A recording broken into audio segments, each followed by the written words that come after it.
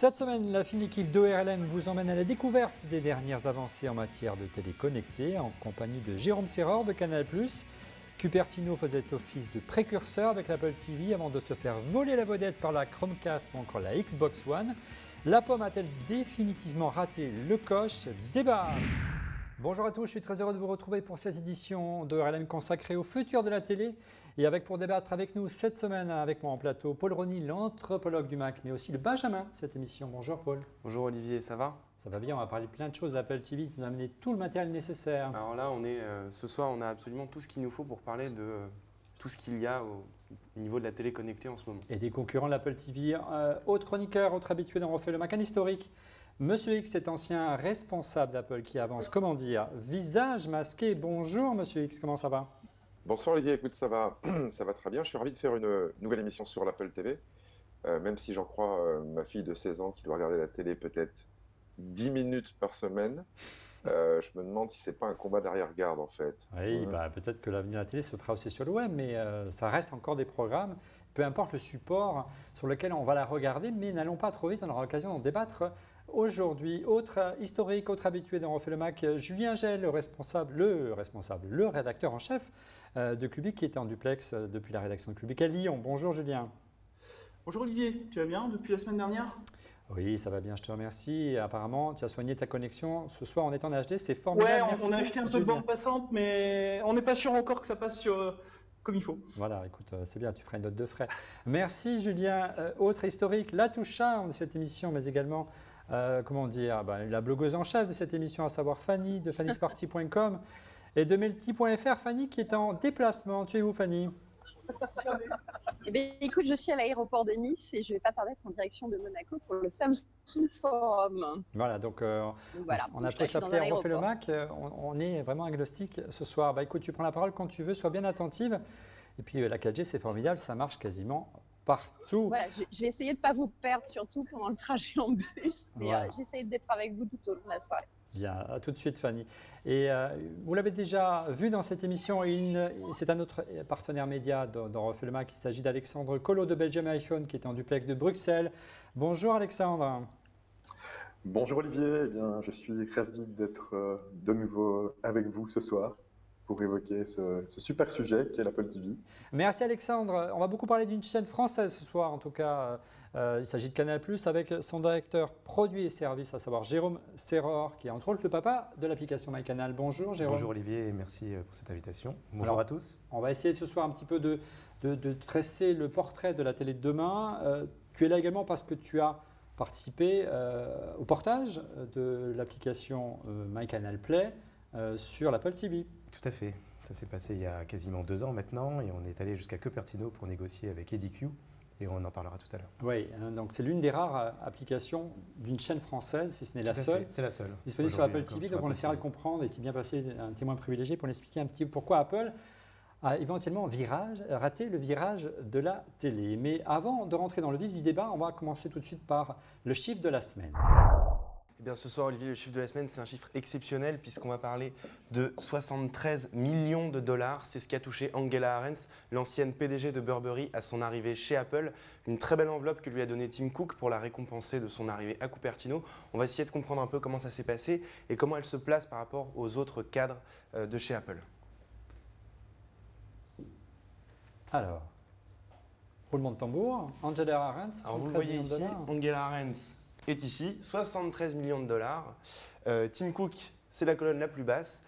Mais malgré tout, il faut bien comprendre que Angela Ahrendts a eu le droit à une énorme compensation parce qu'elle a renoncé à une enveloppe de 38 millions de dollars chez Burberry qu'elle n'a pas pu toucher car elle est partie chez Apple. Tim Cook a donc légèrement compensé pour lui faire plaisir. Elle a également eu droit à 458 000 dollars de frais de déménagement, une enveloppe de bonus à la signature de 500 000 dollars et elle touche un salaire annuel d'environ 415 000 dollars. Ouais, donc elle a touché presque 8 fois plus que Tim Cook. EDQ est quand même bien doté. Ils ont tous gagné au loto quasiment cette année chez Apple. Et donc tu le disais, Angela Ahrendts a compensé le fait qu'en démissionnant de Burberry pour aller diriger, parce qu'elle dirige maintenant les Apple Store pour Apple, a renoncé à son programme de stock options. Donc Apple lui a gentiment versé ses propres stock options et croyez-moi, c'est plutôt avantageux. Monsieur X, une petite réaction d'une telle rémunération.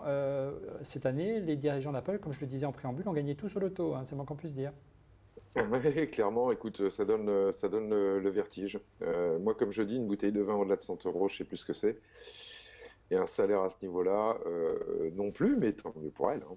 Ouais. C'est une pratique, c'est quand même assez étonnant d'arriver à des sommes aussi importantes au sein d'une entreprise, même si ça représente une goutte d'eau dans le chiffre d'affaires d'Apple, Monsieur X.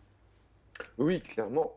Et puis Apple a toujours pratiqué une chose qui s'appelle le raccourci ou le shortcut en anglais, qui est de dire quand on a besoin d'une compétence clé, on ne mégote pas, on va la chercher et on en paye le prix. Ouais. Voilà, et Madame Arendt reflète bien cette manière de faire d'Apple, qui n'hésite pas à embaucher ce qu'elle pense être les meilleurs dans leur domaine, que ce soit au niveau des vice-présidents exécutifs comme elle, ou à des niveaux, on va dire, plus normaux, notamment dans le monde du design, ou de l'ingénierie matérielle ou logicielle, où on sait qu'Apple a des recruteurs permanents qu'on appelle des scouts, et qui sont à l'affût de nouveaux talents. Ouais, 70 millions de dollars, il y a de quoi motiver les troupes. Une réaction, Paul? Alors, ma réaction, en fait, c'est juste pour mettre un petit peu en perspective. Tu dis que c'est une goutte d'eau par rapport au chiffre d'affaires d'Apple. Pour mettre en perspective, ça représente une demi-journée de vente d'iPhone, ce qui est quand même malgré tout pas mal, mais ça permet de se rendre compte de la montagne d'argent que brasse Apple. 113 millions de dollars, je vois très bien ce que ça représente. Mais il faut savoir qu'Angela Arendt, en Grande-Bretagne, c'est une vedette du patronat. C'était la PDG la mieux payée de Grande-Bretagne avant d'être débauchée par Apple. Donc il a fallu vraiment aligner les zéros pour que la numéro 1 du luxe quasiment en Angleterre accepte de revenir aux États-Unis parce qu'elle est américaine et d'être numéro 2, ce qui n'est pas toujours facile quand on était numéro 1 d'accepter d'être dans l'ombre de Tim Cook, mais ça montre aussi que peut-être qu'elle a d'autres responsabilités qui lui attendent dans quelques années parce que 73 millions de dollars, encore une fois, c'est une somme considérable. Revenons au thème principal de cette émission, à savoir Apple a-t-elle raté le virage de la télé? Apple faisait, je vous le disais en préambule de cette émission, était un précurseur dans ce domaine, avec notamment une machine qui est là, regardez, on vous l'a amené, qui était le tout premier Apple TV, le petit pavé d'Apple qui aujourd'hui paraît bien grand, mais à l'époque était révolutionnaire et extra plat. C'était et du coup, aujourd'hui, il vous sert de chauffage d'appoint? Oui, il sert de cendrier, c'est un bon objet. De repose iPhone. Non, parce que j'ai le souvenir que ça chauffait beaucoup quand même. Ouais.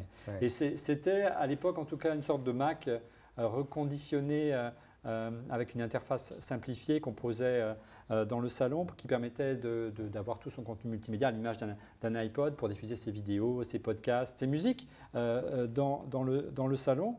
À cette époque-là, déjà, Jérôme, Apple était particulièrement en avance côté interface par rapport à l'état de l'art du marché. Oui, moi j'ai toujours trouvé que l'Apple TV est quand même un objet agréable. En termes de navigation, c'est méga simple. Vous savez, moi j'ai 2 enfants, 3 ans et 5 ans. Aujourd'hui, ils arrivent à naviguer toujours tout seuls sur cette Apple TV. Donc je trouve qu'ils ont réussi, en tout cas, le pari de la clarté, la simplification des interfaces pour aller tout de suite vers le contenu. Ouais. Ce qui est moins vrai sur d'autres devices. Ouais, donc là, on peut dire qu'elle a marqué son temps, entre guillemets, par son interface, pas forcément par ses ventes, c'est le moins qu'on puisse dire.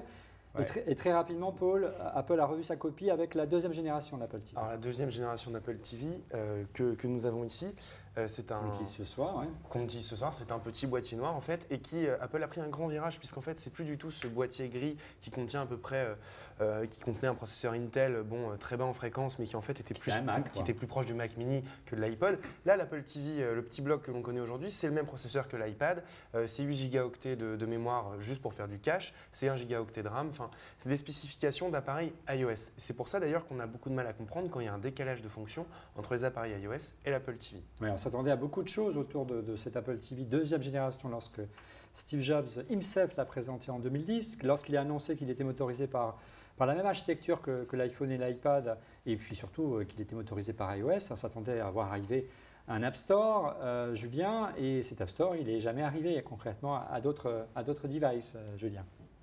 Ah oui, alors l'absence d'App Store sur l'Apple TV, c'est effectivement une interrogation encore aujourd'hui, parce qu'on ne comprend pas pourquoi finalement, alors que c'est une carte assez évidente à jouer pour Apple de mettre ses apps, son écosystème d'apps sur son Apple TV. Pourquoi ce n'est pas disponible aujourd'hui, ça je ne sais pas, et alors que ça paraissait tellement évident, on l'attendait finalement. Maintenant, j'en viens même à douter si un jour on aura accès à l'App Store sur son Apple TV. Sinon, la deuxième différence quand même qui me paraît assez fondamentale entre la première génération et la deuxième génération d'Apple TV, c'est que la première génération avait du stockage, c'est-à-dire un disque dur, et la deuxième génération l'a perdu. Puisqu'on passait sur un produit qui basait uniquement sur le stream. Et ça, c'est quand même aussi une différence assez fondamentale entre les deux générations, à mon sens. Parce qu'Apple a un peu revu sa copie sur le modèle de distribution. On n'achète plus les films avec l'Apple TV, mais on les lit. Mais je vous propose concrètement qu'on ait droit à une démo des fonctionnalités exactes de l'Apple TV, parce que c'est vrai qu'on en entend beaucoup parler, mais qu'on n'a pas forcément une idée précise de ce qu'elle permet de faire. Et Paul va nous faire une vraie démo ce soir. Alors voilà, donc là on est devant l'interface classique de l'Apple TV qui ressemble énormément à ce qu'on peut trouver sur iOS 8 par exemple. Qui a été aplati récemment, on voit qu'il y a quand même une influence assez forte. Voilà, complètement aplati. Donc on peut acheter de la musique, on peut acheter des films, on peut acheter des séries TV. C'est une interface très simple et clairement tournée vers la consommation. Donc par exemple dans l'iTunes Store, on peut aller acheter des films, on peut trouver des chaînes de télévision. Là c'est très américain, on le voit, il y a juste Canal+ ici. D'accord. Et quand on revient ici, donc je clique par exemple sur Elix saison 2, VOST, et je peux l'acheter tout de suite. Voilà, je peux acheter les épisodes immédiatement et les lire sur mon Apple TV quelques minutes après. Je peux voir un extrait. C'est-à-dire qu'ils sont téléchargés sur le… Non, ils ne sont pas téléchargés. Ils ne sont pas téléchargés. En fait, l'Apple TV possède 8 gigaoctets de mémoire, si on peut dire, mais c'est uniquement pour du cache. Ouais. Voilà. Donc maintenant, on va passer à vraiment ce qui nous intéresse plus, c'est-à-dire l'application Canal Play, pour voir à quoi ça ressemble une application de contenu sur Apple TV. Voilà, donc Canal Play, on retrouve une interface qui reprend quand même les canons de ce qu'est l'interface sur Apple TV, je parle sous votre contrôle, avec la possibilité de retrouver les séries, énormément de choses, Canal Play directement, tout est classé par onglet. Enfin, ça s'intègre vraiment, on retrouve cette idée que chez Apple, quand on développe, les applications se ressemblent les unes aux autres et quand on sait en faire marcher une, on sait toutes les faire marcher. Donc pareil, cette télécommande donc, toujours aussi simple avec une molette qui ressemble à celle de l'iPod, on dirait un petit iPod Shuffle en fait, et qui permet donc d'un simple clic de lancer une série et de se balader dans l'interface. Alors avant de faire le tour complet des fonctionnalités, je dirais des forces et des faiblesses de l'Apple TV, une petite question à Jérôme, comment s'est passé le portage déjà en préambule? Qui a eu l'idée de porter, qui était demandeur? C'était Apple ou c'était Canal? Ça s'est passé lors du CES. En fait, Apple nous a envoyé un mail en nous disant si vous y êtes, ce serait sympa qu'on se retrouve. Donc on s'est croisés là-bas et on a discuté tout de suite de Canal Play parce qu'eux avaient en tête de démarrer par la SVOD. Sachant qu'ils avaient déjà l'expérience de Netflix aux US, ils voulaient un équivalent sur la France. Donc ça a été très vite, on a été voir après EDQ, on a discuté avec lui, on a négocié avec lui. Et ensuite, il y a toute une partie, si tu veux, où au niveau technique, c'est là où en fait, on peut avoir un débat en fait, sur la qualité de l'ergonomie et l'ouverture en fait, sur des nouvelles apps. On s'est aperçu qu'Apple contrôlait vraiment tout. Ils nous ont donné un jeu de templates. Ils nous ont dit, voilà, vous allez acheter des serveurs Mac, vous allez diffuser vos flux par ces serveurs-là, vous allez les sécuriser par ces serveurs-là. Et toute l'ergonomie, ça sera exactement la même que celle d'iTunes. Voilà. Donc il n'y a pas forcément un kit de développement comme on peut avoir, les développeurs iOS ou les développeurs sur Mac. Ce sont des templates, des jeux de templates, et dedans tu dois en fait intégrer tous tes contenus pour que ça aille dans l'ergonomie globale de l'Apple TV. Et comment ça se passe ces cas-là? Mais juste pour faire un parallèle, c'est finalement ce qui se passe, si je ne dis pas de bêtises, chez Microsoft sur sa Xbox. Alors parce que MyCanal est aussi sur la Xbox. Oui, c'est vrai. Avec Xbox, on est plus dans une navigation à l'horizontale, par grands panneaux, alors que sur l'Apple TV, tu es en effet à la verticale, avec des murs d'images. C'est un peu le même esprit. Petite question, Jérôme, quand tu as rencontré, ou vous avez rencontré à Cupertino et EDQ, est-ce que tu as senti que, d'une part, pour eux, l'Apple TV était encore quelque chose de relativement mineur, que c'était un hobby, comme on a l'habitude de dire au sein d'Apple, et au-delà, est-ce qu'ils avaient conscience des particularités du marché français, qui est bien spécial, de la VOD et des box en particulier? Alors écoute, Apple, ils sont super secrets, donc tu ne sais rien de ce qu'ils sont en train de faire. Ils savent te faire parler, ils savent te faire c'est pour ça parler qu'il sur ton... Voilà, donc on a beaucoup parlé du marché français, qui est un marché quand même assez atypique pour eux, où tu as en fait une grosse partie des box qui sont déjà installées, qui sont des box des fournisseurs d'accès, et nous qui avons installé aussi nos box, soit par satellite, soit par la TNT. Donc ils essayaient de comprendre comment ils pouvaient arriver sur ce marché qui était déjà super bien installé en termes de box, avec beaucoup de services, dont Canal Play qui était déjà préinstallé dans toutes les box des FAI. Et ça, il avait vraiment identifié du côté d'Apple? Je pense qu'ils n'avaient pas tout vu. Ouais. Voilà, donc je pense que c'est pour ça qu'aussi ils prennent leur temps. Ils sont très américano-centriques chez Apple, donc ça se confirme. Oui, Ouais. tout à fait. Et donc par la suite, donc, tu n'as pas forcément ressenti une volonté de mettre le paquet sur l'Apple TV non plus. En clair, vous envoyez des développeurs, vous envoyez des équipes pour vous aider à vraiment porter Voilà, cette application. tout le périmètre était vraiment sur Canal Play, le portage de ce service sur l'Apple TV. On a travaillé sur des fonctions type AirPlay avec eux pour voir comment on pouvait sécuriser nos flux d'un device à un autre. Mais si tu veux, il n'y avait pas de débord en termes de discussion sur la stratégie d'Apple sur l'Apple TV. Et pourquoi Canal a fait ce choix? Pourquoi ce choix d'un Apple TV plutôt qu'une autre box ou un autre support, alors qu'on dit souvent que c'est un produit qui ne s'est pas forcément vendu par millions en France? Non. Écoute, c'est un produit moderne. Enfin, c'était un produit moderne en tout cas à l'époque. Oui, parce qu'il a un peu vieilli. Un petit peu. Mais il reste quand même assez performant, je trouve, pour regarder ses vidéos. Il est assez quand même content TV-centrique. Ouais. Donc nous, on avait fait un pari, on s'était dit, ça va décoller. Puisque l'ergonomie était quand même top. La qualité de l'image vidéo est quand même top. Et on s'était dit, avec tout cet écosystème que développe Apple, c'est évident que l'Apple TV va prendre sa place là-dedans. Bon. Ça n'a pas décollé, mais on n'a pas de chiffre non plus sur les ventes de l'Apple TV. On va vraiment dire qu'Apple a vraiment poussé les ventes d'Apple TV. On n'a jamais vu une publicité à la télévision, même dans les journaux. Ça serait avec cueillette, Monsieur X. Il fallait développer une solution Canal Play, mais pour écran de montre rond. Voilà, ça serait vraiment novateur. Mais c'est étonnant, on l'a tous cru. Voilà, et je pense que les abonnés de Canal Plus comme moi, quand on a vu arriver Canal Play à l'époque sur. Il y a 2 ans, quasiment TV, j'en pense. On a été très impressionnés. Alors, je ne sais pas si Canal Plus a vendu beaucoup d'abonnements Canal Play et d'abonnements à Canal Play qui se retrouvent utilisés sur l'Apple TV, mais bon, c'est vrai qu'en tous les cas, les faire chercher auprès des potentiels utilisateurs du service, il a été atteint. Voilà. Et voilà. Alors, maintenant, ce qui est dommage, c'est que l'Apple TV n'a pas évolué, donc effectivement, elle n'est pas beaucoup utilisée, mais bon, ça a été tout dit, le marché français est atypique, nous on a les box, et ce type de service de streaming à travers une box sur son écran TV et même ses écrans mobiles, on en a pléthore en France, à commencer par sa box fournisseur d'accès à Internet. Donc, merci, monsieur. Il y a une redondance certainement mortelle sur ce marché. Il y a quand même des fonctionnalités qui sont propres à l'Apple TV, de vraie qualité, qui n'ont pas forcément été mises en avant, on l'a dit, lors de campagnes de publicité ou marketing de la part d'Apple, et qui ont été copiées d'ailleurs par la suite, on va en parler dans un instant. Mais tu peux nous lister un petit peu les vraies valeurs ajoutées de cet Apple TV? Alors les vraies valeurs ajoutées, on l'a déjà dit, c'est donc cette simplicité d'utilisation, le fait que l'interface reste très simple, et puis AirPlay. Voilà, qui est une fonction qu'Apple a quand même décidé de mettre en avant à un moment, mais qui n'a finalement jamais ouvert le standard, n'a jamais fait réellement d'efforts. On pourrait faire un parallèle avec une technologie comme FaceTime, extrêmement prometteuse et qu'on a l'impression aujourd'hui complètement cantonnée, même qui n'a pas évolué. Tu peux nous faire une petite démo concrètement avec Alors AirPlay, là, on sort, on regarde plus, on n'est plus dans l'interface de l'Apple TV avec AirPlay. Il faut lancer une application. Alors par exemple, là, je suis sur mon iPad, je touche l'application MyCanal, voilà, et je me retrouve, par exemple, j'ai envie de regarder la télé en live, je clique sur Live TV, le flux va se charger sur mon iPad dans une fenêtre, et il me suffit de cliquer sur le player, ensuite de glisser dans ma petite liste, de cliquer sur AirPlay, Apple TV, immédiatement, en 5 secondes ça charge. Le débit va s'adapter progressivement, et je me retrouve immédiatement avec mon émission favorite sur mon Apple TV sans aucun problème. Ça va venir, ça peut pixeliser. Ça va venir. Voilà, ça arrive doucement. Ça, typiquement, c'était la fonction qui vous a le plus séduite à l'époque sur l'Apple TV, cette fonction de mirroring. Là, oui, on est parfaitement en HD. Là, tu es en HD, là, ça y est. Oui, il y avait ça, il y avait l'ergonomie, il y avait la qualité d'image que ça avait diffusé à l'époque l'Apple TV. On était tout de suite en HD, en 720p ou en 1080. Qu'est-ce qu'il y avait d'autre? Non, on était surtout dans un environnement où justement tu n'avais pas des applications qui faisaient tout et rien. On savait que les gens qui avaient une Apple TV, ils allaient se concentrer sur des contenus télé, des contenus vidéo. Parce qu'il y avait déjà iTunes qui apportait les séries et le cinéma.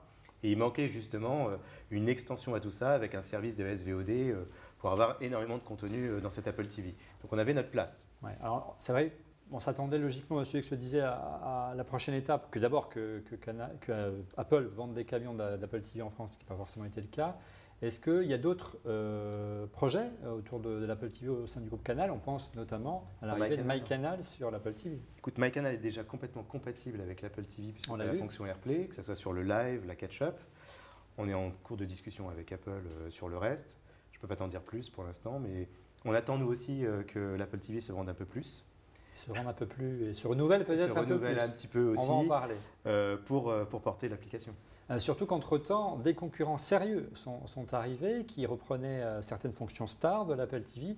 Je pense notamment à la clé HDMI, la Chromecast de Google. On l'a là également. Paul, tu peux nous faire une petite démo complète de cette magnifique clé HDMI? Alors j'ai la clé HDMI ici. Là, on n'est pas dans un boîtier, c'est juste une clé HDMI qu'on branche sur la prise ad hoc de son téléviseur. Alors voilà, la Chromecast, c'est ça. C'est cette petite clé USB HDMI que j'ai ici, qui contient un hardware très proche d'un petit smartphone en fait, et qui ne permet pas de faire grand-chose, c'est-à-dire qu'elle fait juste du cast, qu'elle permet de faire une fonction en gros qui ressemble à AirPlay, mais avec énormément d'applications, et c'est très pratique, ça coûte rien, et ça peut trouver sa place n'importe où. Donc Paul, avec la Chromecast, Google a vraiment capitalisé sur ce qui faisait la valeur ajoutée d'Apple TV, le mirroring, le casting, comme ils disent dans le monde Google, sauf que là, Google l'a fait savoir, beaucoup de publicité, et puis c'est plutôt réussi. Tu nous fais la démo? Et surtout, la norme est ouverte et ça coûte rien, on le redit. Par exemple, là, voilà, ma Chromecast est allumée, en fait, il n'y a rien, il ne se passe rien, il n'y a pas d'application. Il n'y a pas d'interface, comme sur l'Apple TV. Il y a des fonds d'écran qu'on peut modifier avec une application qui s'appelle Backdrop. Mais là, par exemple, je regarde une émission que j'aime bien sur YouTube, je clique sur le petit bouton. Je suis très inquiet. Chromecast de Jean-François Didlot. YouTube, ça arrive. Ah oui, d'accord. Donc encore une fois, en plus, contrairement au monde Apple, on l'a bien vu, eh bien, la Chromecast, elle est aussi parfaitement convoitée avec l'univers Apple. Hein. Mais oui, elle marche avec tout en fait, et c'est ça sa grande force. Elle est moins chère, la norme est ouverte, elle marche avec tout. 30 € seulement, hein. C'est-à-dire le tiers, même plus du tiers, voire le quart du prix de l'Apple TV. Puis c'est très discret, ça se branche partout, ça s'emporte. Enfin, c'est très pratique. C'est vraiment, même si l'Apple TV est un objet très joli, très discret, là on va encore un cran en dessous dans la miniaturisation. Mais c'est vrai que par rapport aux fonctions dont on dispose, il y a énormément de choses à faire. C'est essentiellement juste comme un câble VGA qu'on tirait avant de son PC à sa télé. Sauf que et là vraiment l'idée, c'est d'envoyer le flux de sa tablette, de son iPhone sur la télé. Ça, c'est un concept qui vous a séduit au groupe Canal, vous l'avez adapté quasiment tout de suite sur la Tout à fait, mais l'approche est complètement différente, je trouve, de l'Apple TV. Le Chromecast est vraiment sur une approche très individuelle. J'ai mon smartphone et je réplique mon smartphone directement sur ma télé. Alors que l'Apple TV, elle est plus destinée au foyer. On regarde tous la télé en famille et on partage un moment de plaisir ensemble. Je trouve que les approches sont complètement différentes. Donc moi, je m'adresse avec la Chromecast à tous mes abonnés et les individus du foyer qui veulent regarder leur télé tout seuls. Voilà. Fanny, la Chromecast, tu l'as vraiment adoptée et tu as presque enterré l'Apple TV à cause de ça? Mais écoute, moi, j'ai pas rallumé l'Apple TV depuis que j'ai la Chromecast. Honnêtement, ça marche vraiment super bien. C'est un outil qui marche même en plus avec les smartphones, sous iOS. Donc, que tu aies un iPhone, que tu aies un Nexus, voilà, ça passe. Et du coup, c'est vrai qu'on balance tous nos programmes comme ça à travers cette petite clé qu'on aime beaucoup et puis qui est vraiment pas chère. Le seul bémol qu'on peut donner, c'est... J'ai le même sentiment de mon côté, si tu peux me permettre. En fait, grâce au Chromecast, en fait, on a cette simplicité d'utilisation en plus par rapport à l'Apple TV pour faire du mirroring, par exemple, avec des applications. Moi, je regarde, comme Fanny le disait tout à l'heure, par exemple, pas mal de vidéos sur YouTube. J'utilise également Netflix. Donc, parfois, on sait le faire également avec l'Apple TV, bien évidemment, mais c'est moins évident avec la télécommande en fait, de l'Apple TV qu'avec son smartphone où on peut naviguer facilement dans une application et lancer un petit peu les contenus finalement qu'on a envie. Je trouve que la Chromecast apporte vraiment un confort supplémentaire, si je me permets, en tout cas pour l'instant. Une chose est sûre, Paul, c'est qu'elle a fait mouche, hein, cette clé HDMI. Elle a cartonné aux États-Unis, Paul. Ah oui, elle a vraiment très très bien marché. Bon, alors là, on a effectivement les parts de marché des box connectées, si je puis dire, aux États-Unis entre 2012 et 2014. Et on voit que la Chromecast, alors qu'elle est arrivée il n'y a pas si longtemps que ça, elle arrive en 2014, elle grignote déjà 20% des parts de marché, faisant immédiatement du mal à l'Apple TV et au Roku, les deux grands grand champion de l'époque aux États-Unis, puisqu'on voit que le Roku est à 46%, l'Apple TV à 26%, il passe à 29% et à 17%, 20% pour la Chromecast.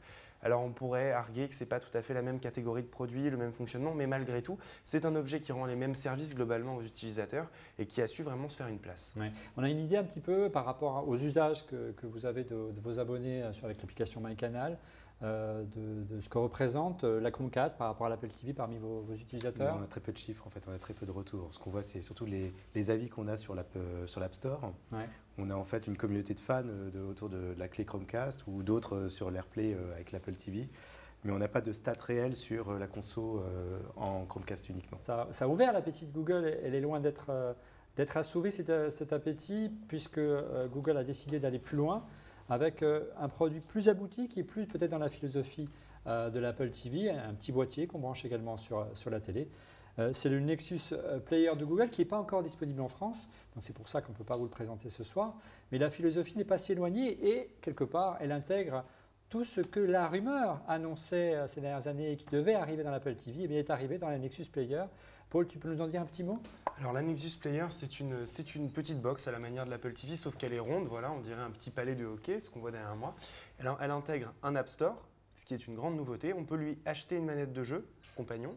Elle a un hardware beaucoup plus musclé, puisqu'on parle de quad-core, tout ça. Bon, c'est pas forcément nécessaire, mais c'est ce qu'on aimerait pour l'Apple TV. On aimerait quelque chose qui soit du même acabit que l'iPad Air 2, c'est-à-dire qu'on puisse jouer sur son Apple TV, qu'on puisse faire autre chose en somme qu'avoir ce mur d'applications qui certes est très simple, mais a quand même vieilli. Et aujourd'hui, voilà, l'Apple TV, tous les tests l'ont dit, est un cran en dessous de la Nexus Player. Elle n'a pas évolué depuis, en termes de puissance, depuis plus de 2 ans, voire 3 ans maintenant. Concrètement, l'une des choses qui manque le plus, on l'a dit tout à l'heure en préambule, c'est un App Store. On peut installer des applications, on peut installer des jeux. Donc. Oui, sur un Nexus Player, on peut se balader dans vraiment un App Store, c'est le Google Play Store. On peut installer tout ce qu'on veut comme application, tout ce qui a été porté pour le grand écran pour Android, si je puis dire, marchera sur un Nexus Player. Et en plus, elle a une fonction intéressante. Elle a une télécommande tout aussi simple que celle de l'Apple TV, qui a forcément fait des émules. Mais en plus, elle intègre une fonction qu'on ne voit toujours pas sur l'Apple TV, alors que c'est un appareil iOS, c'est le contrôle vocal. Donc Siri, c'était annoncé par la rumeur depuis très longtemps, y compris dans la fameuse télé d'Apple qui devait arriver, qui n'est pas encore, ou qui peut-être va jamais arriver, on va la voir en fin d'émission. Et ça s'appelle, c'est l'équivalent de Google Now, tout simplement, ce qu'on connaît dans les téléphones Android. Voilà, exactement. C'est-à-dire c'est un assistant qui peut faire des recherches partout. Et alors, par exemple, il y a une fonction assez pratique. On appuie donc sur ce micro qui est sur ce bouton au-dessus d'un micro qui est sur la télécommande. D'ailleurs, il n'est pas sur la boîte, évidemment. Et on lui dit cherche-moi tous les films où Anna Tawai joue. Et hop, boum, boum, boum, on a tous les films où on retrouve Anna Tawai. Et ça marche. Il y en a d'autres qui ont cette fonction-là, notamment la Xbox One, mais on verra ça dans. Donne-moi tous les films qui ont été primés au Festival de Cannes. Ouais. Voilà. Alors, et puis ça fait accessoirement fonction Chromecast pour l'équivalent d'AirPlay pour balancer ces vidéos qui sont dans nos appareils, que ce soit tablette ou téléphone. La Nexus Player, c'est quelque chose qui vous intéresse aujourd'hui au sein du groupe Canal? Oui, on regarde et on discute avec Google. Moi, je pense que le positionnement en fait, de la Nexus Player, c'est le jeu.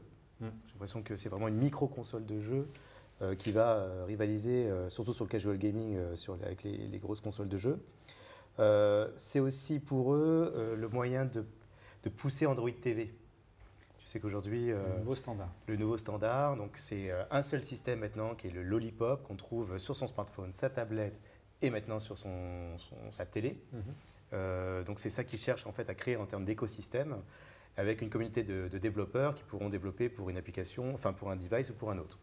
Voilà. Mais cette console, cette micro-console, c'est vraiment pour faire du jeu aujourd'hui, surtout en France, où il y a toutes ces box déjà TV installées. Ouais, maintenant, il va falloir qu'ils la distribuent, ce qui est encore un petit peu réservé au marché américain. Que la Nexus Player, pour l'instant, elle n'est toujours pas annoncée officiellement par Google en France. Simplement, j'imagine qu'il y a eu quelques rumeurs par son partenaire fabricant asiatique. Asus, pour ne pas le nommer, qu'elle arriverait en 2015, mais pour l'instant, on n'a pas de confirmation officielle de Google. Ouais. Donc on voit que ça bouge et que du côté d'Apple, ça reste le calme plat, c'est assez incompréhensible. Inquiétant. Même voire inquiétant pour le précurseur qui a été Apple dans le marché de la télé.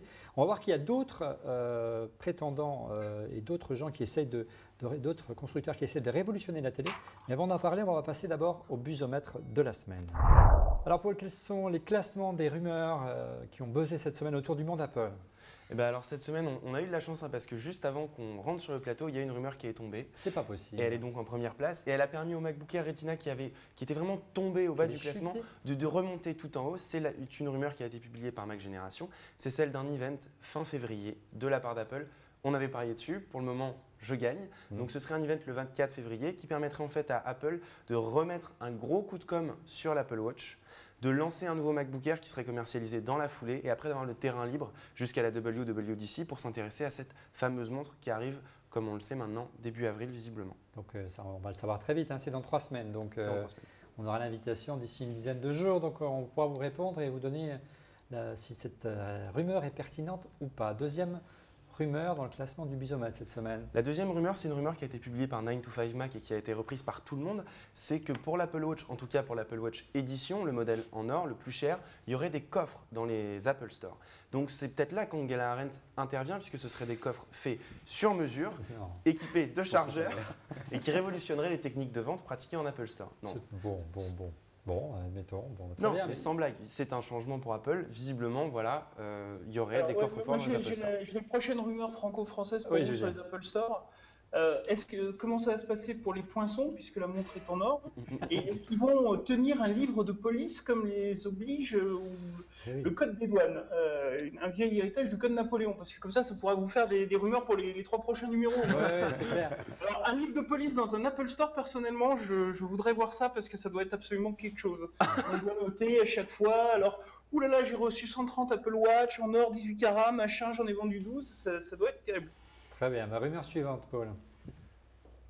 Alors la rumeur suivante, c'est une rumeur que je trouve assez amusante. On a vu se balader dans la Silicon Valley des voitures qui, visiblement, conduites par des gens dont on ne connaît pas l'identité et qui n'ont pas souhaité parler, mais des voitures dont on sait qu'elles ont été louées par Apple et qui ont sur leur toit un appareillage un peu spécial. Tiens donc. Ce serait soit pour faire de la cartographie façon Street View, avec des caméras partout, des capteurs. Faire comme si on était dans la rue. Hein. Ou une voiture qui se conduit toute seule, qui viendrait de chez Apple. Là, j'y crois moins, mais n'oublions pas que Phil Schiller a dit, quand il a témoigné contre Samsung au procès d'Apple, qu'avant de faire l'iPhone, Apple avait pensé à faire une voiture, donc pourquoi pas. D'accord. Et dernière rumeur, Paul? Avant-dernière rumeur, c'est toujours la rumeur de l'autonomie assez basse pour l'Apple Watch, mais on la connaît. On en a déjà parlé. Et enfin, la toute dernière rumeur, c'est l'iPad Pro, ce pauvre iPad Pro qui lui ne profite pas du spécial event de fin février. Et si ça continue comme ça, la semaine prochaine, il ne sera même plus avec nous. Il ne sera plus avec nous et peut-être qu'il faudra attendre le mois de septembre pour le voir, hein, avec l'event iPad de chaque année, au mois d'octobre de chaque année chez Apple. Merci Paul.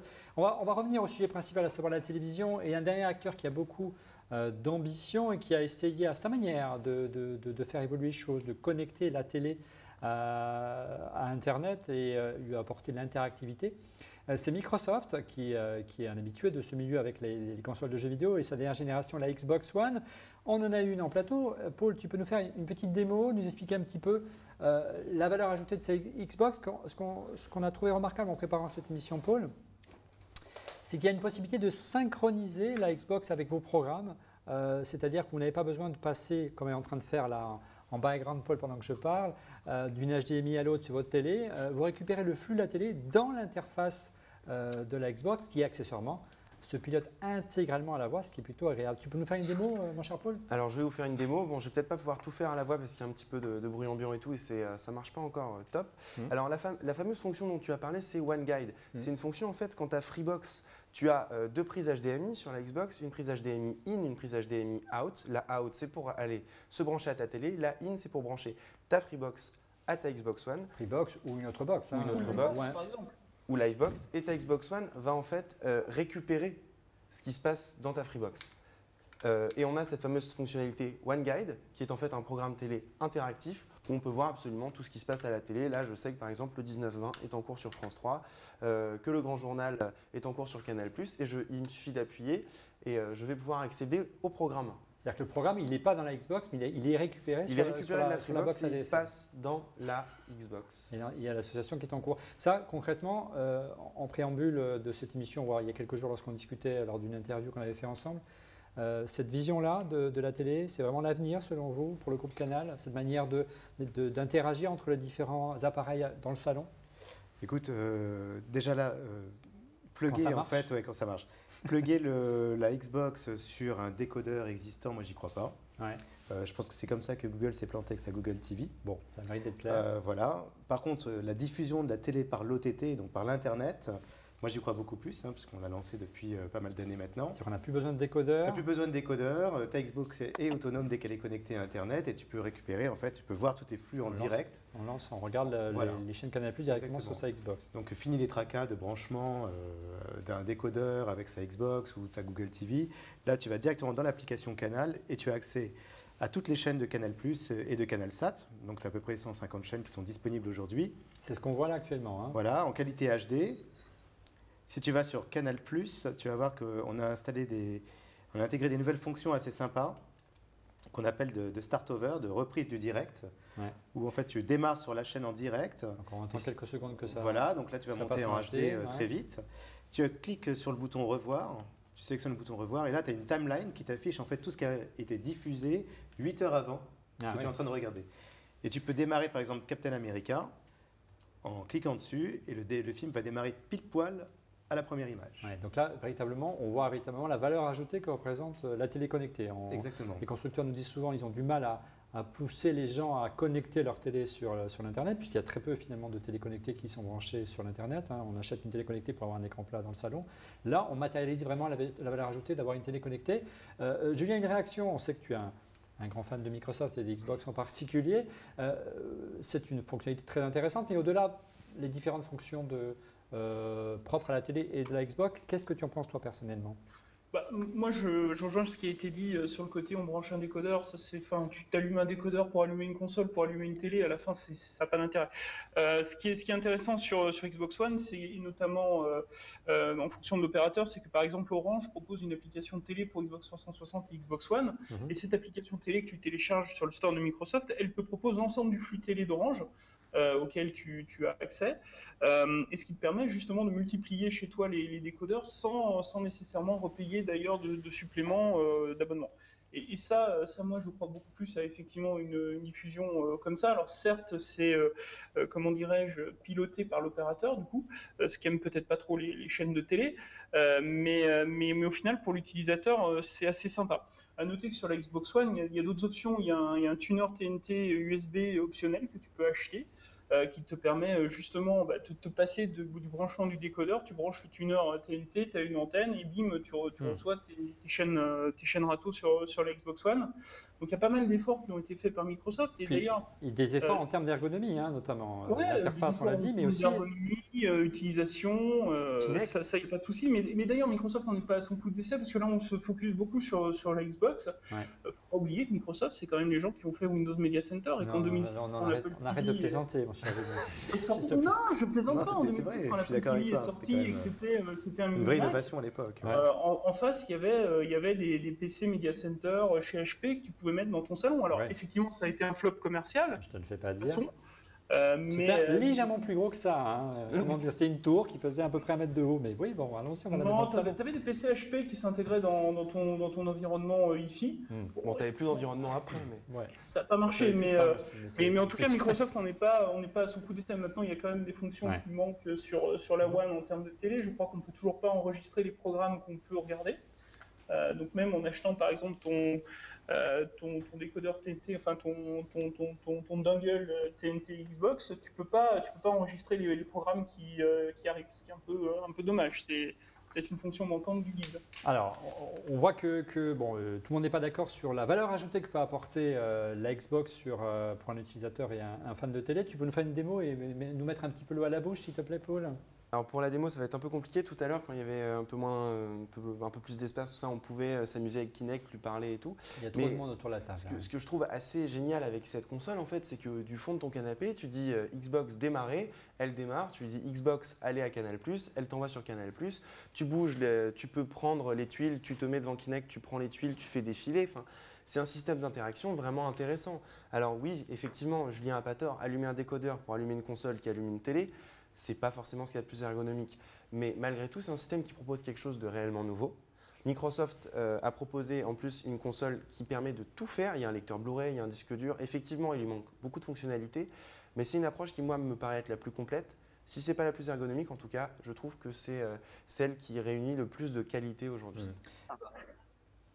Écoute, nous, chez Canal, on a quand même plusieurs dizaines de milliers d'abonnés qui utilisent tous les jours la Xbox pour regarder la télé. Ouais. Et ils font quand même des temps de session qui sont assez conséquents. Ouais, concrètement, aujourd'hui, lorsqu'on est abonné à Canal, auparavant, si on voulait avoir un deuxième écran à la maison, il fallait reprendre un décodeur. C'est plus le cas aujourd'hui. C'est plus le cas, non. Enfin, tu as toujours la possibilité de louer un deuxième décodeur.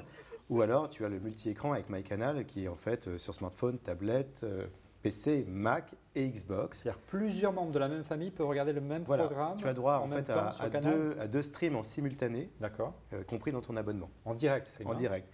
Et tu peux installer MyCanal sur tous les devices que tu veux. D'accord. Voilà, mais tu es limité par 2 streams en simultané. Et ça peut être du replay comme du direct. Du live ou de la catch-up. Donc on peut regarder dans le salon sur la télé principale. Et tu peux regarder aussi sur ta tablette, dans ta chambre. Dans ta chambre, très bien. On a des petits soucis de connexion avec Fanny, donc je vais poser la question à Julien. La Xbox, concrètement, on ne l'achète pas forcément pour sa fonction télé, mais c'est avant tout une console de jeux vidéo, bien sûr. Non, bah oui, bien sûr, ça reste une console de jeux vidéo. Et avec le prix qui va avec, malheureusement. C'est le gaming. Et d'ailleurs, tout à l'heure, on parlait de Kinect. C'est vrai que Xbox lance Canal+, c'est sympa, mais aujourd'hui, il ne faut pas oublier que le gros des ventes de Xbox One, c'est la version sans Kinect, puisque c'est la version moins chère. Donc ça t'oublie un peu cet usage. Mais au-delà, juste pour partager un retour d'expérience, moi, il s'avère, alors je suis désolé pour Jérôme, que j'utilise l'app Netflix sur Xbox One, qui je trouve est assez bien faite, et d'ailleurs plus sympa à utiliser que la version Apple TV, parce que Netflix n'a pas la même expérience utilisateur d'une plateforme à l'autre. Ouais. Et du coup, c'est vrai que je me retrouve plus souvent à allumer la One juste pour regarder Netflix, finalement, alors que précédemment, je le faisais plutôt sur l'Apple TV. Donc voilà, ça c'est juste pour ajouter que l'ergonomie peut être assez sympathique sur Xbox One. Mais pour faire plaisir à Jérôme, c'est aussi parce que Netflix n'est pas forcément aussi bien représenté que Canal sur les box. Hein. C'est peut-être aussi pour ça que tu as eu la Xbox One. Mais passons. Autre fonction intéressante de la Xbox One, c'est Smart Glass. Un petit mot, Paul, avant de demander son avis à Julien. Alors Smart Glass, en fait, c'est une application qui permet de contrôler sa Xbox One à distance, comme vous pouvez le voir sur mon iPad mini. Quelle que soit la tablette, hein, pas uniquement Quelle que soit la tablette, bien sûr, que ce soit une tablette Microsoft, Android ou Apple. Ouais. Donc là, on retrouve l'interface de la Xbox One que je peux faire défiler. Et effectivement, je peux relancer une application, je peux relancer l'application Canal+. J'ai un petit panneau qui s'ouvre, lire sur Xbox One, hop, play, ça réouvre l'application. Mais ce qu'il y a d'assez pratique, c'est que pendant que je regarde quelque chose sur ma Xbox One, par exemple, je peux ouvrir une autre application sur ma tablette, par exemple, le guide télé pour voir ce qui se passe ou faire d'autres choses, mais qui se passe aussi sur ma Xbox One. C'est une espèce de multitâche sur 2 écrans. C'est assez sympa. C'est pas du AirPlay. C'est une application de contrôle réellement. On retrouve l'interface de sa console sur sa tablette. Ouais. Julien, tu es d'accord avec l'analyse de notre ami Paul ? Oui, tout à fait. Smart Glass, c'est l'équivalent d'une Apple Remote, de l'app Apple Remote finalement, / une fonction de second écran qui va te permettre, pendant que tu regardes effectivement ta Xbox One, d'avoir d'autres informations à l'écran, que ce soit pour la télé ou pour les jeux. Donc c'est vraiment l'usage de Smart Glass. C'est pas du tout du AirPlay, puisque le AirPlay sur Xbox One, c'est quand même un truc qui est moins bien fait, en tout cas, ou moins bien intégré que chez Apple. Ça s'appelle le Play 2, c'est du DLNA, c'est pas forcément, c'est très mal intégré avec Windows. Par exemple, si tu veux balancer de ton PC Windows, c'est pas forcément simple. Donc là-dessus, d'ailleurs, Microsoft a encore une carte à jouer parce qu'ils n'ont pas d'équivalent simple, pratique et intégré à tout leur écosystème d'AirPlay.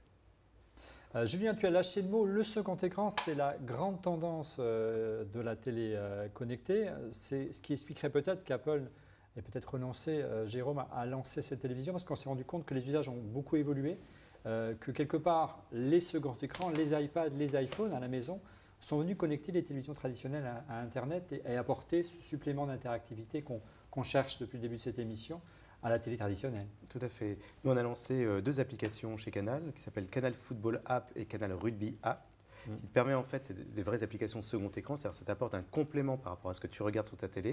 Donc ta télé, c'est ton écran de plaisir, tu regardes ton match en grand écran, et sur ton application Canal Football App sur iPad ou sur ton smartphone, tu as en fait, tu peux revivre toutes les grandes actions du match, choisir l'angle de vue de ces grandes actions, tu peux tweeter, Tu peux faire des paris, des statistiques, etc. etc. C'est-à-dire qu'on offre à un téléspectateur normal, qui n'a pas une télé connectée, toute l'interactivité auquel on que rêvait. Tu aurais pu avoir sur ta télé, mais tu la déportes en fait sur ton iPad ou sur ton smartphone. Donc on peut avoir éventuellement des ralentis dans le cas de Canal Football App, avoir des angles de vue différents. Donc tu choisis ta caméra, il y a 18 caméras sur les terrains en Ligue 1.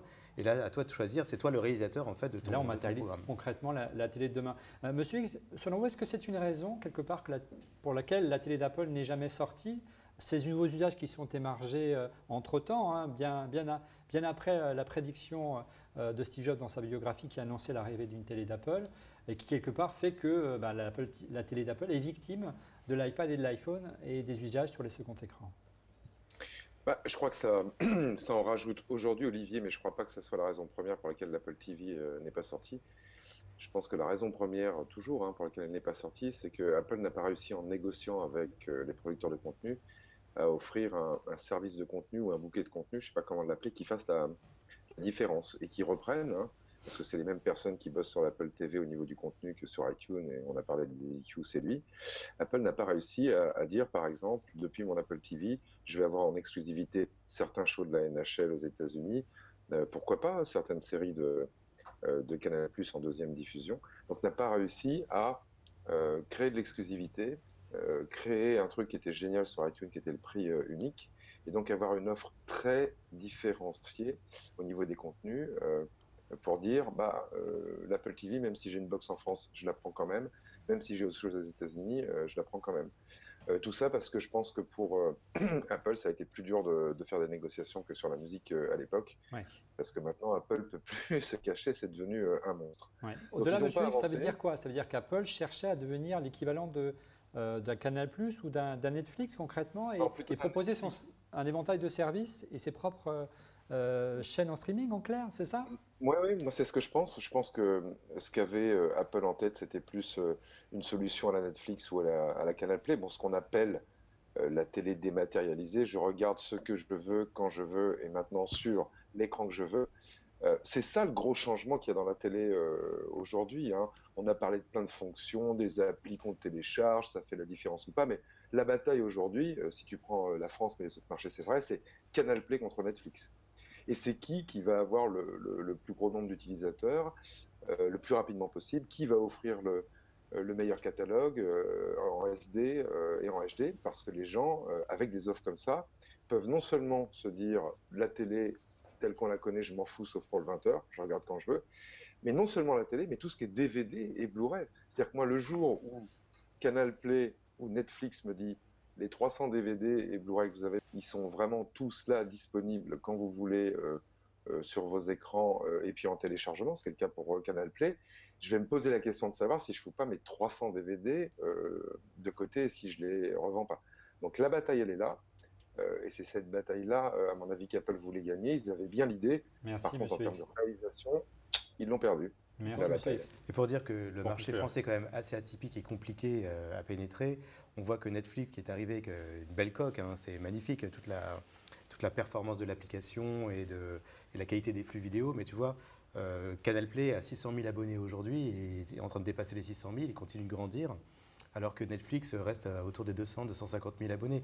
C'est un marché compliqué. Ouais. Il faut bien comprendre, en termes de contenu, les gens ne sont pas dupes. Ils vont chercher des bons contenus et c'est pas... Et je voudrais juste rajouter un pour conclure, monsieur X. Je pense que Canal Play en France fait un peu la course en tête. Bravo à vous. Mais je pense aussi que Canal Play, vous ne forcez pas votre talent. Moi, en tant qu'abonné historique de Canal+, je ne compte plus les mois, les années auxquelles je suis abonné. Ne pas avoir un prix plus avantageux pour m'abonner à Canal Play alors que je suis abonné Canal+, je pense que ça va devenir une erreur. Ça pourrait être un vrai développement. Tu as eu un beau cadeau là, à Noël, je ne sais pas si tu es abonné SAT ou TNT ou sur IPTV, mais on a offert pour les 30 ans de Canal, Canal Play pendant 3 mois, donc jusqu'au 19 février. Et ça, tu peux en bénéficier encore jusqu'au 19. Mais moi, ce que je voudrais, c'est Canal Play à 4,99 parce que je suis abonné Canal+, et que je donne déjà 40 € au groupe Canal par mois. Et je pense que Netflix vous forcera peut-être à le faire un jour s'il commence à serrer les prix. En cela, la concurrence a du bon. Mais j'ajouterais juste un truc. Monsieur X, tu ne crois pas à l'arrivée d'Orange qui doit nous proposer une alternative à Netflix en France? Il y a des rumeurs d'autres. Je vous propose qu'on conclue sur le thème d'Apple et non pas des opérateurs et des chaînes en France, parce que ce n'est pas le sujet de l'émission. Est-ce qu'une Apple TV, est-ce qu'une télé d'Apple va arriver? C'est la question qu'a posée à Tim Cook Charlie Gros, c'était en septembre dernier. Je vous propose de l'écouter et ce sera la conclusion de cette émission. You know, the hardest decisions we make are all the things not to work on, frankly. Because there's lots of things we'd like to work on that we have interest in, but we know that we can't do everything great. Is TV one of those? Well, TV is one that we continue to have great interest in. So I choose my words carefully there, but you know, TV is one of those things that, if we're really honest, it's stuck back in the 70s. Think about how much your life has changed and all the things around you that has changed. And yet TV, when you go in your living room to watch the TV or wherever it might be, it almost feels like you're rewinding the clock and you've entered a time capsule and you're going backwards. The interface is terrible. Yes. I mean, it's awful. And you watch things when they come on unless you remember to record them. So why don't you fix that? Well, yeah, you know, I don't want to get into what we're doing in the future, but we've taken stabs with Apple TV, and Apple TV now has over 20 million users, and so it has far exceeded the hobby label that we placed on it, and we've added more and more our content to it this year, and so there's increasingly more things that you can do on there. But this is an area that we continue to look at. Voilà, Tim Cook, vous avez vu, n'élude pas complètement la question. On sent bien qu'il aimerait en parler, qu'il y a quelque chose en préparation. On espère que ce n'est pas un vœu pieux. On a la réponse dans les mois qui viennent. En attendant, on passe à nos coups de cœur. Monsieur X, quel est votre coup de cœur ce soir? Alors, mon coup de cœur cette semaine, c'est une application pour iPad et iPhone et qui est tout simplement l'application de la Philharmonique de Paris. Vous savez, c'est cette nouvelle salle de musique qui fait partie de la Cité de la Musique. Qui a ouvert, qui promet une acoustique géniale. Avant, on avait une application pour voir les concerts à la Cité de la Musique à la Villette et un peu ça le playait en live. La Philharmonique a ouvert, l'application a été mise à jour et on peut voir donc avec cette appli un certain nombre d'événements musicaux en replay et en live gratuitement qui sont joués à la Philharmonique. Alors il y a encore des petits bugs, mais ils corrigent ça assez rapidement. Vraiment, c'est le meilleur de la musique. Ouais, gratuitement, essayez-le, c'est l'adopter. Merci Monsieur X. Julien, quel est ton coup de cœur de ton côté? Oui, mon coup de cœur, signé Microsoft, ça vous fera sourire. L'application Outlook qui est sortie sur iOS, alors certes ce n'est qu'un rebranding d'Accompli. Bah oui. Il s'avère que je ne connaissais pas nécessairement l'app d'Accompli et que depuis que c'est sorti, je trouve que c'est assez bien foutu en fait. Ouais. Pour une app d'email, de calendrier, tout est intégré. On retrouve quelques fonctions d'Outlook ou d'Exchange, peut-être pas toutes encore, mais on faire sur Microsoft pour que ça vienne. En tout cas, je trouve que c'est pas mal et je m'en sers en termes de productivité assez couramment. Voilà. Enfin, une alternative à mail, effectivement, on en a parfois beaucoup besoin dans le monde Apple. Alexandre, ce qui est intéressant, c'est que c'est vraiment tout intégré. Tu n'as pas besoin, par exemple, le calendrier de changer d'app. Tout est dans la même app et je trouve ça sympa. Bien. Alexandre, quel est ton coup de cœur ce soir? Alors, mon coup de cœur ce soir, c'est une application, et plus précisément une application destinée à OS X. C'est un jeu en fait qui s'appelle Luminosity, qui a débarqué très récemment sur le Mac App Store. Donc en fait c'est un jeu qui se déroule dans un décor qui est tout à fait réel, qui a été numérisé par la suite par le studio londonien qui s'appelle State of Play. Et en fait dans ce jeu on incarne une petite fille qui s'appelle Lumi, qui doit parcourir plusieurs niveaux dans un environnement vraiment très féerique, très poétique. Et en fait, le but de Lumi, donc, c'est de retrouver son grand-père qui a été kidnappé.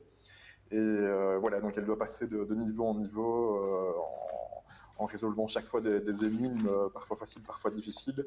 Le jeu dure environ 3 heures, mais c'est très apaisant. Donc on est, comme je le disais tout à l'heure, dans un magnifique décor avec une ambiance sonore très agréable. Et merci, je vous le recommande Alexandre. Fortement. Ça coûte 13 € sur le Mac App Store et c'est disponible depuis quelques jours. Merci Alexandre. Paul, quel est ton coup de cœur ce soir? Cœur ce soir, c'est, je ne sais pas si vous vous rappelez de Godus, je vous avais parlé de ce jeu dans lequel on incarne un dieu, et ben c'est une autre simulation godlike inspirée par Populous. On retrouve vraiment les mécaniques de jeu de ce vieux jeu. C'est sorti il y a quelques temps sur Steam et sur Good Old Games. C'est pas encore sur le Mac App Store. Ça s'appelle Reprisal Universe et c'est magnifique. C'est des graphismes un peu 16-8 bits. Ouais. C'est très très sympa. Le système de jeu est très cool. Les quêtes sont vraiment amusantes. On s'amuse bien et c'est très sympathique à jouer. Moi, ça m'a vraiment beaucoup plu. Je vous le recommande. En plus, ça ne coûte que 9 €. Voilà. Merci Paul. De ton côté, Jérôme, qu'est-ce que tu nous as préparé comme coup de cœur ce soir? Écoute, mon coup de cœur, ce sont toutes les applications en fait, que j'utilise tous les jours. Ouais. Parce que je pense que avoir des applications, c'est bien, mais des applications qui te sont utiles, c'est super important. Qu'est-ce qu'il y a sur ton Springboard? Alors, qu'est-ce qu'il y a sur mon Springboard? Alors, exactement comme Julien, j'ai adopté très vite Outlook. Ouais. C'est vrai qu'on y passe un temps dingue avec tous les mails du bureau et notre agenda. Ensuite, j'ai bien entendu MyCanal et Canal Play pour regarder mes contenus. Est en bêta là, non? Oui, MyCanal est en bêta. Il y a des fonctions qui vont arriver peut-être. Il y a des fonctions qui vont arriver. On a lancé aujourd'hui la nouvelle version de MyCanal avec tout en HD pour les iPhone 6 Plus. Ouais. Donc on est passé en très haute définition. Donc je vais regarder ça en sortant. Voilà, tu peux regarder parce que je vois que tu as un combien de téléchargements aujourd'hui l'application? 4 millions de téléchargements aujourd'hui. Donc ça y est, on a décollé. Avec 1 800 000 abonnés qui l'utilisent depuis son lancement. Bien. Voilà. Et autre appli pour conclure? Alors écoute, autre appli que j'utilise tous les jours, Deezer. Je trouve qu'elle est quand même très très bien foutue pour écouter sa musique. Ouais. Et on peut créer ses playlists karaoké assez amusant. Avec une fonction karaoké que j'ai découvert cette semaine qui est très sympa. Je trouve que Yahoo Météo, c'est une façon de présenter la météo un peu différemment avec des photos de Flickr qui illustrent un peu, qui habillent en fait l'application. Même si ça n'a pas un peu inspiré l'interface aplatie d'iOS. Oui, ou même de Chromecast où tu as des fonds d'écran avec des super images. J'utilise Waze pour me diriger, et ça parce que je suis très mauvais pour me diriger dans Paris. Et puis Uber, je trouve super parce que tu arrives à piloter tout de suite, à trouver tout de suite un taxi et surtout le confort du taxi est top. Merci Jérôme. De mon côté, mon coup de cœur, c'est de l'application, c'est la nouvelle caméra de surveillance de Netatmo, la start-up française qui nous avait fait déjà une station météo. Souvenez-vous, ça reprend à peu près le même design que la station météo, à savoir un cylindre d'aluminium plutôt réussi. Ici en version Gold. Elle s'appelle la Welcome. Alors, la particularité de cette caméra de surveillance, c'est qu'elle, outre son design, qui est plutôt élégant, c'est qu'elle permet de reconnaître les différents membres de la famille. Donc ça évite de vous envoyer des notifications tous les 5 minutes en disant quelqu'un est rentré à la maison, quelqu'un est rentré à la maison. Non, il vous dit votre fils est rentré ou votre fille est rentrée de l'école. Donc vous pouvez cibler les personnes qui peuvent être détectées. Et au-delà, elle vous prévient quand c'est une personne qui n'est pas reconnue, donc a priori un vandale ou un voleur, donc c'est assez pratique en ciblant les notifications. Ça s'appelle la Welcome Netatmo, ça devrait sortir, on pense, d'ici l'été, on ne connaît pas encore la date. Ceci, c'est une version prototype, normalement on ne devrait même pas vous la montrer. Merci à Netatmo de nous l'avoir mis à disposition. Netatmo Welcome. Voilà, nous arrivons au terme de ce 186e épisode d'On refait le Mac. Merci de l'avoir suivi. Vous retrouvez Julien tous les jours sur Clubic. Et qu'est-ce qu'il y a au menu cette semaine, le sujet fort de la semaine sur Clubic, Julien? On a plein d'astuces sur Windows 10 en ce moment qu'on sort un petit peu pour essayer d'exploiter au mieux les fonctionnalités cachées ou celles qui ne sont pas forcément disponibles pour nous autres. Là, on vient de publier un petit Parce que la bêta est disponible, on peut déjà l'installer. Hein. Voilà, exactement. Donc tu peux te rendre sur Clubic pour savoir comment activer Cortana et parler à ton PC avec Cortana qui te répond. Il ne reste plus qu'à attendre que l'équivalent arrive sur Mac, mais je crois qu'on va attendre encore longtemps. Merci Julien. Alexandre, vous le retrouvez chaque jour également sur Belgium iPhone, qui nous publie chaque semaine. Merci Alexandre. Bonne soirée à tous. Monsieur X, vous le retrouvez chaque semaine dans On refait le Mac et sur son Twitter @TrueMrX. Fanny, on essaiera de l'avoir en chair et en os la semaine prochaine puisque la connexion 4G avec Monaco a sauté. Et à Paul, tu reviens quand tu veux, à savoir la semaine prochaine. La semaine prochaine. Bien. Et Jérôme, ça va, ça n'a pas été trop difficile? Non, super agréable. Bon, et puis on a... Olivier? Oui. Ouais, juste un mot pour Jérôme. Je voulais le féliciter pour la release note de la version 1.2 de MyCanal sur l'App Store de chez Apple. Elle m'a fait beaucoup rire. Ouais, merci. Et par contre, il faudra expliquer à Olivier pourquoi tu recherches un développeur pour faire du 8K sur iOS. Je pense que ça va l'intéresser. Ouais. 8K sur iOS. Non, c'est une blague. Regarde la release note de MyCanal 1.2. Jérôme cherche des développeurs spéciaux. À mon avis, il a plein de projets secrets avec Apple. Bon, on va en parler à la fin de cette émission. Voilà, dès que le générique, on va laisser tourner les caméras. On essaiera de viser des petits bouts la semaine prochaine. Merci d'être venu, Jérôme. On se retrouve quant à nous la semaine prochaine. Bonsoir.